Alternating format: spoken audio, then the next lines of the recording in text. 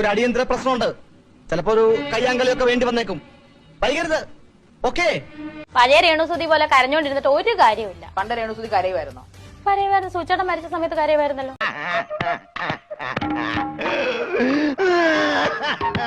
അയ്യോ പാവം. പോട്ടെ പോട്ടെ. എന്തോ വരാൻ പോകുന്നെന്ന് എന്റെ മനസ്സ് പറയുന്നു.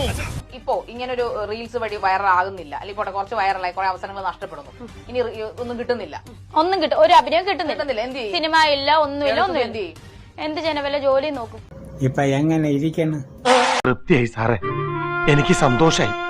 ഇപ്പോഴെങ്കിലും സാർ ഇത് ചെയ്തല്ലോ, മനസ്സ് നിറയെ ഇപ്പൊ സന്തോഷ.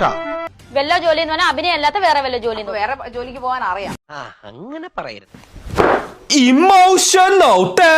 രേണുസുതിക്ക് ആരും സ്ഥലവും തന്നിട്ടില്ല, വീടും വെച്ചിട്ടില്ല. സുധിക്ക് കൊടുത്തിട്ടില്ല. സുധിച്ചേട്ടൻ മരിച്ചുപോയ സുധിച്ചേട്ടൻ എങ്ങനെ സ്ഥലം കൊടുക്കുന്നത്? സുധിച്ചേട്ടൻ 2 മക്കൾക്കാണ് സ്ഥലം കൊടുക്കുന്നത്. അത് ശരിയാ, അത് ശരിയാ. നിനക്ക് എങ്ങനെ സാധിക്കുന്നത്? എനിക്ക് ഒരൊത്തും പിടിയും കിട്ടുന്നില്ല നിന്റെ. വീട് കൊടുത്തത് എനിക്ക് അതിനകത്ത് ആരും തന്നില്ല. പരത്തി അടിക്കാനൊക്കെ അറിയാം. നന്നായിട്ട് അറിയാം.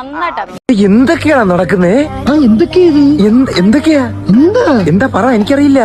മോശം പറഞ്ഞോ? വിളിച്ചു വരുത്തിട്ട് അപമാനിക്കുവാണ്. ഞാനൊന്നും ആരെ അപമാനിച്ചിട്ടൊന്നുമില്ല. പക്ഷെ എനിക്ക് ബുദ്ധിമുട്ടാണ്, ഇന്റർവ്യൂ ചെയ്യാനായിട്ട് ബുദ്ധിമുട്ടാണ്. വളരെ മോശം. പോയിക്കോളൂ നിങ്ങളെന്ന്. എനിക്ക് സമയമുണ്ട്. എനിക്ക് സമയം പോയി. എനിക്ക് സമയമില്ല വെയിറ്റ് ചെയ്യാൻ. ഓക്കെ വിട്ടോ.